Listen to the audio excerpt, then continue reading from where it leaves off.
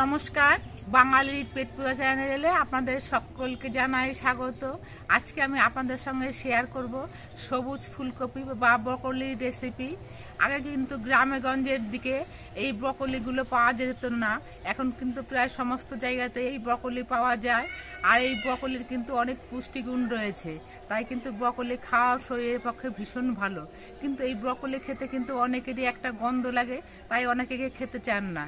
কিন্তু আজকে আমি যেভাবে ব্রকলি রেসিপিটা তৈরি করে আপনাদের সঙ্গে শেয়ার করব, সেটাতে কিন্তু কোনো গন্ধ লাগবে না, ব্রকলিটা খেতে কিন্তু ভীষণ ভালো লাগবে। তাহলে বন্ধুরা দেখতে থাকুন আমি কিভাবে ব্রকলি রেসিপিটা তৈরি করছি। ব্রকলি রেসিপি তৈরি করার জন্য আমি দুটো ব্রকলি নিয়েছি। ব্রকলিগুলো প্রথমে কেটে নিতে হবে।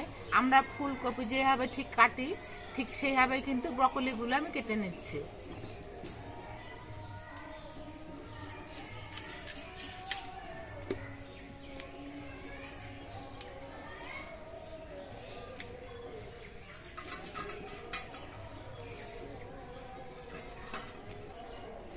ব্রকলির ডাঁটাগুলো কিন্তু ফুলকপির থেকেও অনেকটা নরম হয়।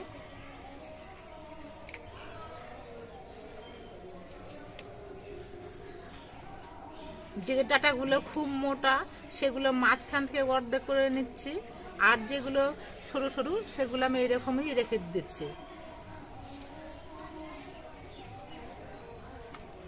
আমি ব্রকলি রান্না করার জন্য দুটো ব্রকলি নিয়েছিলাম, কিন্তু আমি সবটা ব্রকলি কিন্তু নিইনি। আমি 1.5 খানার মতো ব্রকলি নিয়েছি, তাদেরটাই কিন্তু অনেকটা হয়েছে, আমি অর্ধেকটার মতো রেখে দিয়েছি। আজকের ব্রকলিটা আমি নিরামিষভাবে রান্না করব আর আলু দিয়ে রান্না করব। তার জন্য আমি কয়েকটা আলু কেটে নিচ্ছি। নতুন আলু, খোসাগুলো এরকম বটির পেছন দিয়ে ছাড়িয়ে নিতে হবে। আলুগুলো আমি ফুলকপি রান্না করার সময় যেভাবে করে আলুগুলো কাটা হয়, ঠিক সেইভাবেই একটু বড় বড় সাইজ করে আর এরকম ডুমো ডুমো করে কেটে নিচ্ছি। আলু, ব্রকলি এগুলো আমার কেটে নেওয়া হয়ে গেছে। এবার আমি কল থেকে গিয়ে বেশ পরিষ্কার করে ধুয়ে নিয়ে আসছি।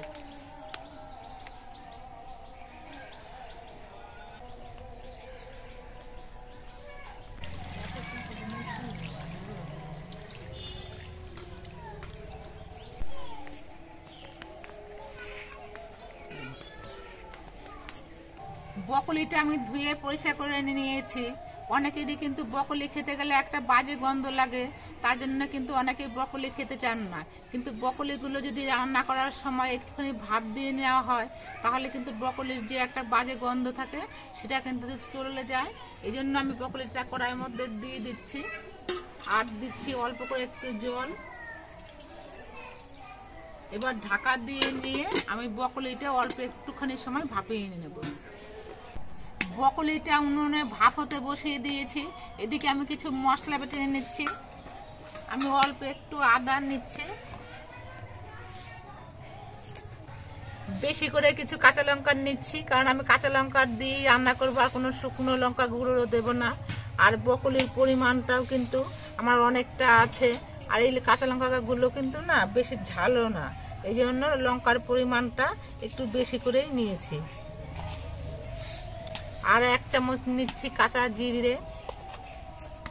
এবার সব কিছু আমি একসঙ্গে বেটে নেব।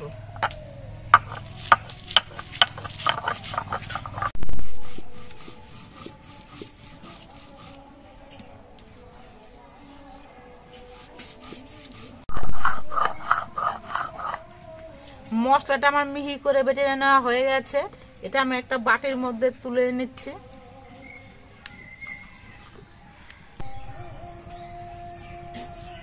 কড়াইয়ের ঢাকনাটা খুলে নিচ্ছি। ব্রকলিগুলো সেদ্ধ হয়ে গেছে, এবার এগুলো আমি নামিয়ে নিচ্ছি। আজকে উনুনটা খুব ডিস্টার্ব করছে, এই জন্য আমার ব্রকলিটা সেদ্ধ করতেই অনেকটা সময় লেগে গেল।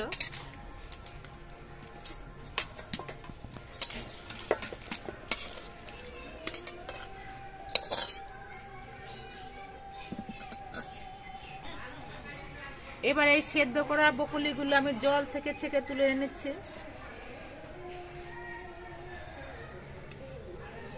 ব্রকলিগুলো সেদ্ধ করে নিলে হয়তো একটুখানি পুষ্টিগুণ কমে যায়, কিন্তু এখন সবকিছুতেই কিন্তু কীটনাশক দেওয়া হয় আর বিভিন্ন সার দেওয়া হয়। তার জন্য আমার মনে হয় একটুখানি সেদ্ধ করে নেওয়াই ভালো। আবার আমি উনুনে কড়াইটা বসিয়ে দিয়েছি, কড়াইটা বেশ ভালো মতো গরম করে নিয়েছি। এবার কড়াইতে দিচ্ছি সর্ষের তেল। কড়াইয়ে সর্ষের তেলটা গরম হয়ে যাওয়ার পর এর মধ্যে আলুগুলো ভেজে নিচ্ছি।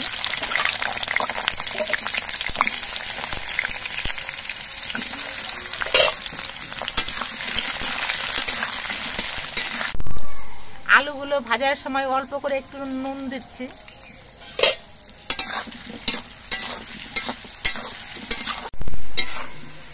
আলুগুলো আমি লালচে রং ধরিয়ে ভেজে নিয়েছি।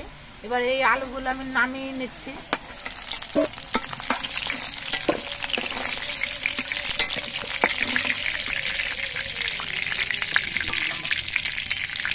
এবার এই তেলের মধ্যে দিয়ে আমি ব্রকলিগুলো ভেজে নিচ্ছি। ব্রকলিগুলো যদি একটু ভেজে নেওয়া হয় তাহলে কিন্তু ব্রকলিগুলো খেতে অনেকটাই টেস্ট হয়। আপনারা ইচ্ছে করলে এটা নাও ভেজে নিতে পারেন, তবে ভেজে নিলে খেতে বেশি ভালো হবে।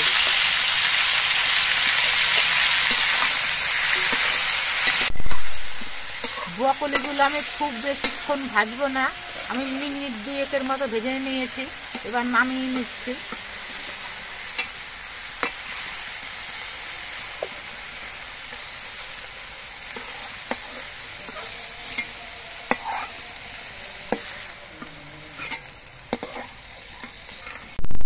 আলু ভাজার পর কড়াইতে যে পরিমাণ তেল ছিল সেটা কিন্তু ব্রকলি ভাজতে লেগে গেছে। ফুলকপি, ব্রকলি এগুলো ভাজতে গেলে কিন্তু তেলের পরিমাণটা একটু বেশিই লেগে যায়। এই জন্য কড়াইতে আবার একটুখানি আমি সর্ষের তেল দিচ্ছি।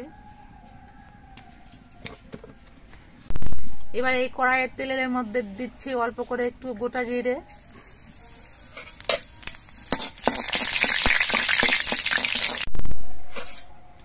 জিরেটা ভাজা হয়ে যাওয়ার পর আমি যে আদা, কাঁচা লঙ্কা, জিরে বেটে রেখেছিলাম সেই বাটা মশলাটা দিয়ে দিচ্ছি।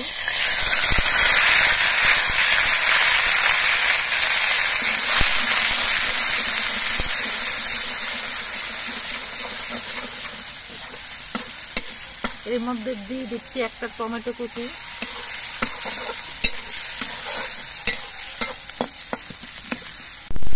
দিয়ে দিচ্ছি পরিমাণ মতো হলুদের গুঁড়ো। এবার মশলাটা কিছুক্ষণ কষিয়ে নিতে হবে।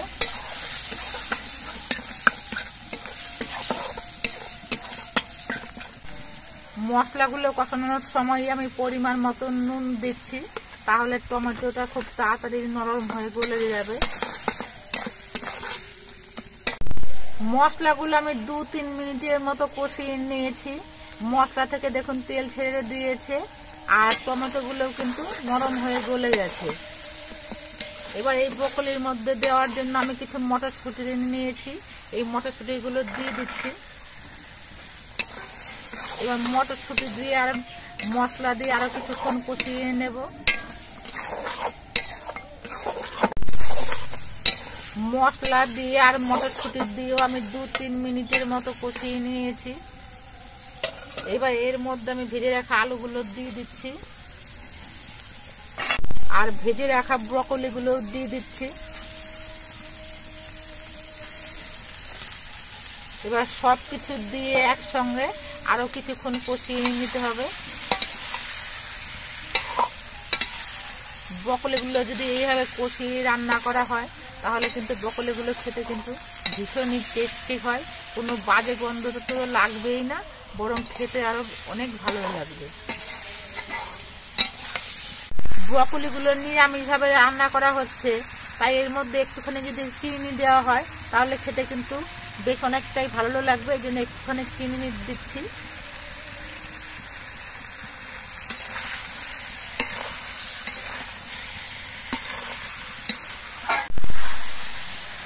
ব্রকলি দিয়ে, আলু দিয়ে আর সব মশলা দিয়ে আমি 2-3 মিনিটের মতো কষিয়ে নিয়েছি। এবার এর মধ্যে আমি ঝোল দিয়ে দিচ্ছি। ব্রকলির রেসিপিটাতে কিন্তু খুব ঝোল রাখলে খেতে ভালো লাগবে না, এমন পরিমাণে ঝোল দিতে হবে যাতে আলুগুলো সেদ্ধ হয়ে যায়, ব্রকলির ডাঁটাগুলো সেদ্ধ হয়ে গিয়ে অল্প অল্প ঝোল থাকে। এরকম পরিমাণে জলটা দিতে হবে।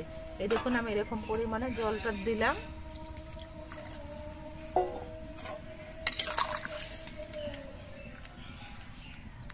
এবার মাঝারি ভাবে জাল দিয়ে ব্রকলিটা বেশ কিছুক্ষণ রান্না করে নিতে হবে।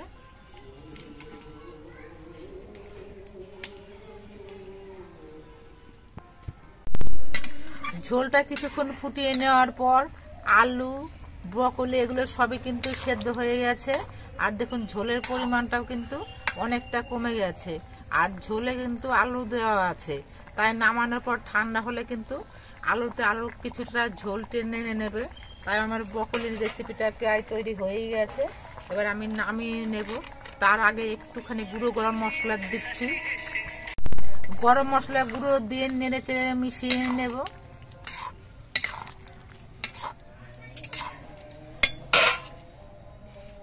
এবার আমি ব্রকলির রেসিপিটা আমি নামিয়ে নিচ্ছি। আপনারা দেখতে পেলেন আমি কিভাবে ব্রকলির রেসিপিটা তৈরি করলাম। এইভাবে ব্রকলি রান্না করলে কিন্তু খেতে বন্ধুরা ভীষণ ভালো হয়।